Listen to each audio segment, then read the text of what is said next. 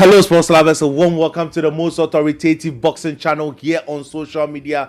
On the 20th of September in London, there would be a money-grabbing bout that would take place between Chris Eubank Jr. and Conor Benn. Why do I say this particular bout is a money-grabbing bout? Yes, there was a rematch clause in the first fight, but the fight ended conclusively without anyone having doubts that Chris Eubank Jr. decisively won the first fight.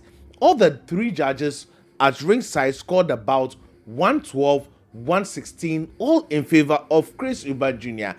I think that it was about the right time for Conor Benn to go back to the welterweight division and compete for a world title opportunity. If Conor Benn is still wanting the Chris Eubank Jr. rematch, then I think that Conor Benn does not have confidence in his ability of winning a world title. He is no longer a young man, and it is about time Conor Benn competes for a world title. He has never in his career, so has Chris Eubank Jr. They have never won a proper world title in their career. Conor Benn is 28 years old now, and he is in his physical prime, and this is the time he must be competing against the best in his division. And for the life of me, Jerome Booth Ennis has declared that he is moving to the 154 division. That is the super welterweight division. So that means clearly that there would be belts that would be vacant. If there are belts that would be vacant, why is Conor Benn not competing for a proper world championship belt and wanting to repeat a fight with Chris Eubank Jr., which he lost decisively? No matter how much you look at it, no matter how much you want to favor Conor Benn, you can clearly see that Conor Benn lost the fight. And with the same condition, 160 on the day of weighing and on fight night at 170 pounds, I think that Conor Benn is not going to have any chance. Chris Eubank Jr. will struggle to make weight, but would be able to recover before fight day.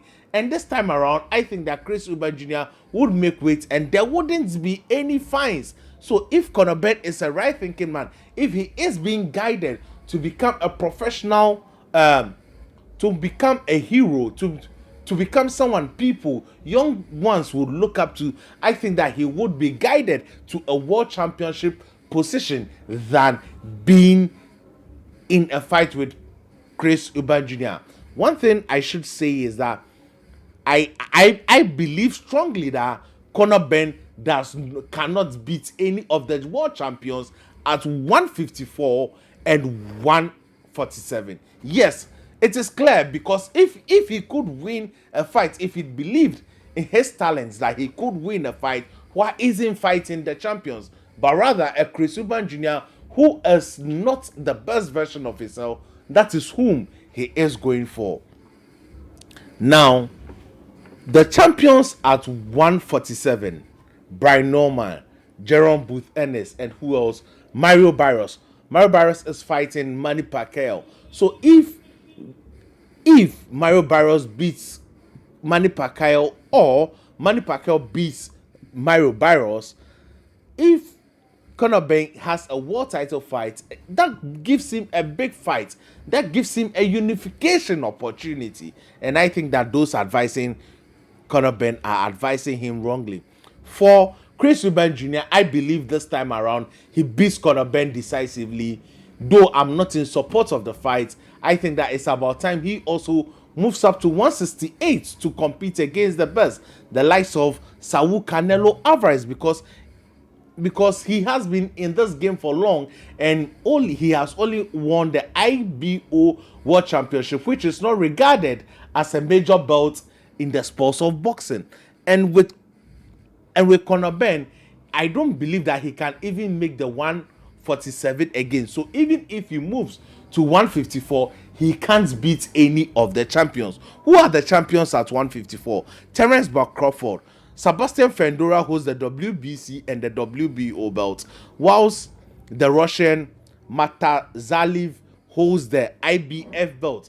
I don't think any of them are beatable by Conor Benn, per his skill level. So his best option is to go in for the Chris Eubank Jr. I think that this guy needs to change his mentality. He comes out looking tough, but he doesn't speak it. He doesn't walk his toughness. We that are hardcore boxing fans, we see through him like daylight. I think that he should change his ways. He should compete for a world title. If not, he would retire and never holding a major belt in the sports of boxing, and that would be a shameful act, because a guy who is being promoted by Eddie Hearn and at age 28, he has never been a world champion. It should tell you clearly that he is not a good fighter. I said the same thing about Ryan Garcia. When he stepped up in opposition, it showed clearly. That was why Rolly Romero dominated him in their fight.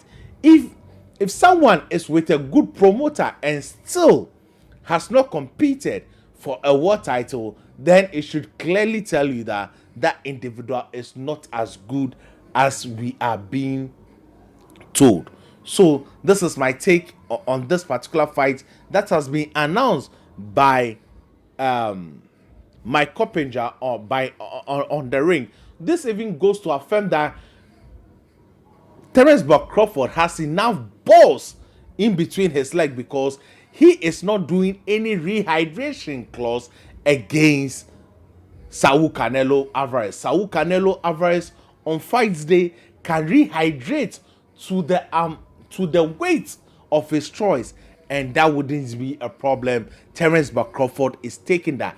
If Conor Benn believed that he could beat Chris Eubank Jr., I think that they should take out the rehydration clause, and I bet you he wouldn't go past 8 rounds. Thank you for watching. This is my take. If you have not subscribed, kindly do subscribe and